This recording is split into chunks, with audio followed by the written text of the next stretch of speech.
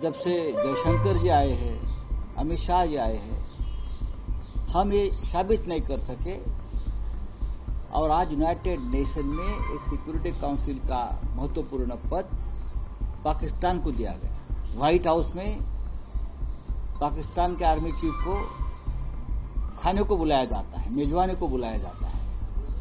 पूछना चाहिए मोदी जी ने, इतनी बड़ी छाती है उनकी 56 इंच की, ट्रंप से सवाल करना चाहिए कि क्या चल रहा है। आरएसएस अगर मन में लाता है तो बीजेपी को सबक सिखा सकते हैं, क्योंकि चाहे यूनाइटेड नेशन हो, चाहे व्हाइट हाउस हो, पाकिस्तान को पहली बार 10 साल में, उससे पहले तो ये पाकिस्तान को इतना महत्व, इतनी ताकत कभी मिली नहीं, क्योंकि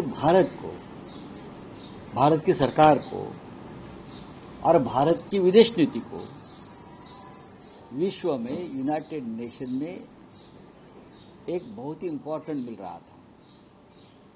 और हम ये विश्व को बताने में सफल रहे कि पाकिस्तान एक टेररिस्ट देश है और हिंदुस्तान के साथ विश्व के और भी देश में जो आतंकवाद चल रहा है उसका पालन करता, उसका निर्माता पाकिस्तान है। लेकिन जब से मोदी जी आए हैं, जब से जयशंकर जी आए हैं, अमित शाह जी आए हैं, हम ये साबित नहीं कर सके और आज यूनाइटेड नेशन में एक सिक्योरिटी काउंसिल का महत्वपूर्ण पद पाकिस्तान को दिया गया। व्हाइट हाउस में पाकिस्तान के आर्मी चीफ को खाने को बुलाया जाता है, मेजबानी को बुलाया जाता है, पार्टी को बुलाया जाता है।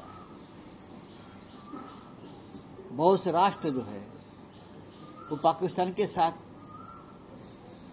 खड़े हो गए ऑपरेशन सिंदूर के बाद, और अब तक भारत के चाहे विदेश मंत्रालय हो, चाहे डिफेंस मंत्रालय हो, अब तक उसके ऊपर एक शब्द नहीं बोल पा रहे।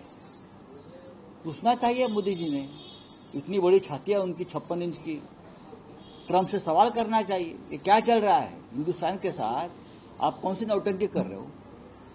देखिए, ये बहुत ही गंभीर बात है, मैं ये मानता हूं। और नरेंद्र मोदी आज भी प्रधानमंत्री जी विदेश घूम रहे हैं, आज यहाँ है, कल वहाँ है। हमारे साथ यूनाइटेड नेशन में हमारे आवाज में आवाज मिलाने वाला कोई नहीं। पूछिए नेतन्याहू को, क्या हमारे साथ खड़े रहेंगे आप? जिस तरह से पाकिस्तान को ताकत देने की कोशिश प्रेसिडेंट ट्रंप कर रहे हैं, ये आने वाले दिनों में, भविष्य में भारत के लिए खतरा है। सर, आरएसएस की मीटिंग है दिल्ली में। हाँ, मोदी जी, आरएसएस की 3 दिन की मीटिंग है दिल्ली में। किसकी? आरएसएस की। हाँ, सर, आपकी मीटिंग है क्या? उस मीटिंग में आपको लगता है जो मंथन हो पाएगा कि मोदी जी है 10 सबसे बड़े दौरे पे गए 10 दिन के, और ये जो मंथन है बीजेपी राष्ट्रीय अध्यक्ष को लेकर वो नहीं हो रहा है सर। बात ऐसी है, मोदी जी हिंदुस्तान में कब रहते हैं? वो दौरे पे रहते हैं ना। उनके पास टूर एंड ट्रैवल मिनिस्ट्री भी होनी चाहिए स्पेशली, और ट्रैवल टूरिज्म के एम्बेसडर देश के होने चाहिए, और बताना चाहिए मन की बात में कि हमारे भारत की जनता ने कौन से देश में जाना चाहिए, कहाँ रहना चाहिए, क्या खाना चाहिए, कौन से होटल में रहना चाहिए, कहाँ कंसेशन मिलता है। मोदी जी देश में है कहाँ? महाराष्ट्र में 3 महीने में 1000 किसानों की आत्महत्या हो गई है। कि मोदी जी को मालूम है? अब तक पहलगांव के जो हत्यारे हैं, टेररिस्ट है 4, उसको हम ढूंढ नहीं पा रहे हैं। क्या ये मोदी जी को पता है? आप बताइए। एयर इंडिया पूरी तरह से खत्म हो चुकी, अहमदाबाद में जो प्लेन क्रैश हो गया उसके बारे में क्या हो गया उसका हम पता नहीं कर पा रहे, और मोदी जी विदेश में घूम रहे हैं, प्रधानमंत्री जी। ये देश की हालत है। सर, बीजेपी के जो राष्ट्रीय अध्यक्ष है उसकी चयन नहीं हो पा रही, आरएसएस से मुलाकात नहीं हो रही मोदी जी को, किस तरीके से देखते हैं? बैठक में आपको लगता है सर कि इसको भी लेकर चर्चा कोई भी आरएसएस? अभी मैं क्या बोल सकता हूँ? आरएसएस के अंदर क्या चर्चा होगी, क्या नहीं होनी चाहिए, ये मैं कैसे बता सकता हूँ? आरएसएस और भारतीय जनता पार्टी भाई भाई है।